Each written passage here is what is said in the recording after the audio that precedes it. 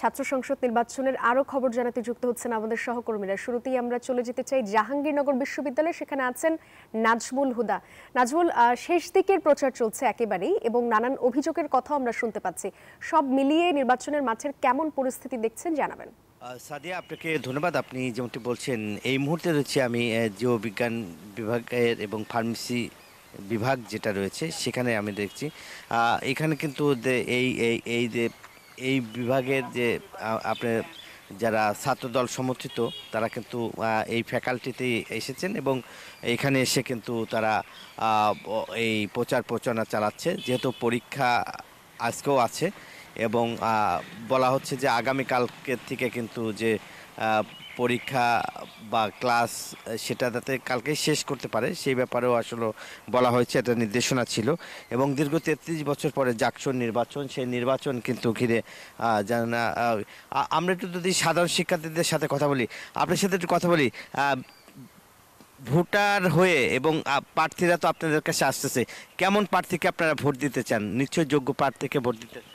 অবশ্যই যোগ্য প্রার্থীকে আমরা ভোট দিতে চাই, যেহেতু 33 বছর পর আমাদের ক্যাম্পাসে একটা শিক্ষার্থী কাউন্সিল নির্বাচন হচ্ছে।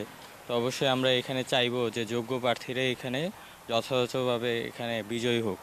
তো সেই ক্ষেত্রে আমরা চাই যে আমাদের যে বায়োলজিক্যাল ফ্যাকাল্টিতে আমাদের ওই পরিমাণ আমাদের ক্লাস কক্ষ থাকে না।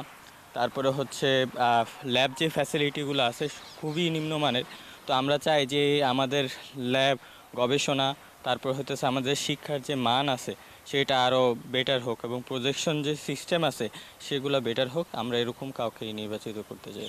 অনেক ধন্যবাদ আপনাকে। যেমনটি আসলে বলছিলেন যে তারা আসলে বলছেন শিক্ষা খাতে কিন্তু আপনারা দেখতেই পাচ্ছেন, তিনি অভিযোগ করলেন যে যে নানান অনিয়ম রয়েছে, কিন্তু দীর্ঘ 33 বছর ধরেই কিন্তু এরকম চলছে। ছাত্র সংসদ না থাকায় যে অনিয়মটি সেটা আসলে চলছে, যার ফলে কিন্তু মূলত এখানকার যে শিক্ষা কার্যক্রম কিন্তু আসলে এভাবে চলতে থাকলে যে জাকসু নির্বাচন দীর্ঘদিন পরে হচ্ছে, যার ফলে কিন্তু আসলে নানান প্রতিশ্রুতি দিচ্ছে। এবং আমরা যেটা দেখেছি যে এই ক্যাম্পাসের এই উৎসবমুখর নির্বাচন ঘিরে কিন্তু আপনার এখন যে আচরণবিধি লঙ্ঘন হচ্ছে সেই আচরণবিধি লঙ্ঘনের কিন্তু হিড়িক পড়েছে এবং এখানে দেখছি আচরণবিধি লঙ্ঘন করছে সেটারও যে বহিরাগতদের এখনও প্রবেশ ঠেকাতে পারেনি, এছাড়াও নিষিদ্ধ করতে পারেনি বহিরাগতদের এবং তারা অবাধে আসছেন, মোটরসাইকেল তারা ব্যবহার করছেন এখানে। এবং বিভিন্ন এখনও যে বলা হচ্ছিল যে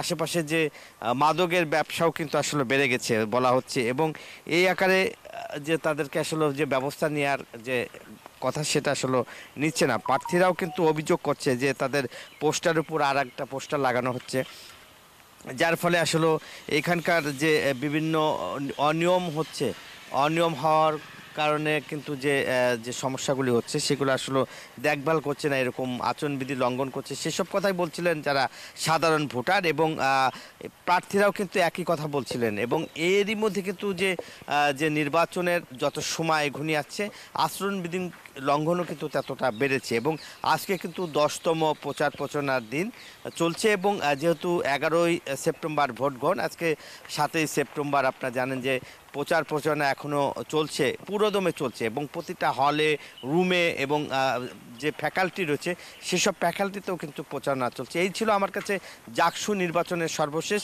একই খবর জানতে আমার আর এক সহকর্মী রয়েছে রাজশাহী, যাচ্ছি মতুজার কাছে। মতুজা, আজকে রাকসু নির্বাচনে মনোনয়ন ফর্ম জমা দেওয়ার শেষ দিন। সকাল 9টা থেকে মনোনয়ন ফর্ম জমা নেওয়ার কার্যক্রম শুরু হয়েছে, চলবে বিকাল 5টা পর্যন্ত। এর আগে বৃহস্পতিবার থেকে কিন্তু মনোনয়ন ফর্ম জমা নেওয়ার কার্যক্রম শুরু হয়।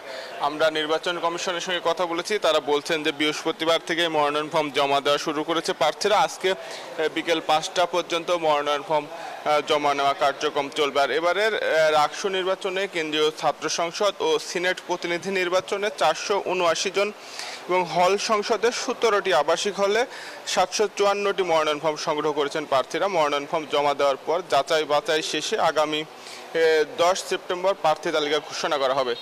নির্বাচন অনুষ্ঠিত হবে 25শে সেপ্টেম্বর সকাল 9টা থেকে বিকেল 4টা পর্যন্ত এবং সেই দিনই কিন্তু ফলাফল ঘোষণা করা হবে। গণনা শেষে আমরা আজকে ছাত্রদলের নেতাকর্মীরা তাদের প্যানেল ঘোষণা করবেন দুপুর 12টায় রাজশাহী বিশ্ববিদ্যালয় কেন্দ্রীয় শহীদ মিনারে। সেখান থেকে ছাত্রদলের যে পূর্ণাঙ্গ প্যানেল, সেই প্যানেল তারা সংবাদ সম্মেলনের মাধ্যমে কিন্তু ঘোষণা করবেন। এর পাশাপাশি নারী শিক্ষার্থীদের যে অভিযোগ ছিল, তারা সাইবার বুলিংয়ের শিকার হচ্ছেন, নিয়মিত হয়রানির শিকার হচ্ছেন, অনলাইন সামাজিক যোগাযোগ মাধ্যমে নানা রকম তারা কটূক্তির শিকার হচ্ছেন। তারা যেমনটি বলছিলেন যে প্রশাসন সাইবার সেল গঠন করলেও তারা হয়রানি প্রতিরোধে কার্যকর কোনো ব্যবস্থা নিতে পারেনি কিন্তু বলে তারা অভিযোগ করছেন। তবে আমরা বিশ্ববিদ্যালয় প্রশাসন ও উপাচার্যের সঙ্গে কথা বলেছি। উপাচার্য বলছেন যে অভিযোগের বিষয়ে কেউ লিখিতভাবে না জানানোর কারণে কিন্তু বিশ্ববিদ্যালয় প্রশাসন ব্যবস্থা নিতে পারছে না। এর পাশাপাশি প্রার্থীদের যে ব্যয় নির্বাহ, সেটি নিয়েও কিন্তু কোনো সুনির্দিষ্ট বিধিমালা উল্লেখ করা হয়নি। এই জিনিসটিও কিন্তু তফসিলে অন্তর্ভুক্ত করার দাবি জানিয়েছেন ভোটার এবং অন্যান্য স্বতন্ত্র প্রার্থীরা। এই ছিল রাজশাহী বিশ্ববিদ্যালয় থেকে সর্বশেষ। সাদিয়া। ধন্যবাদ আপনাকে।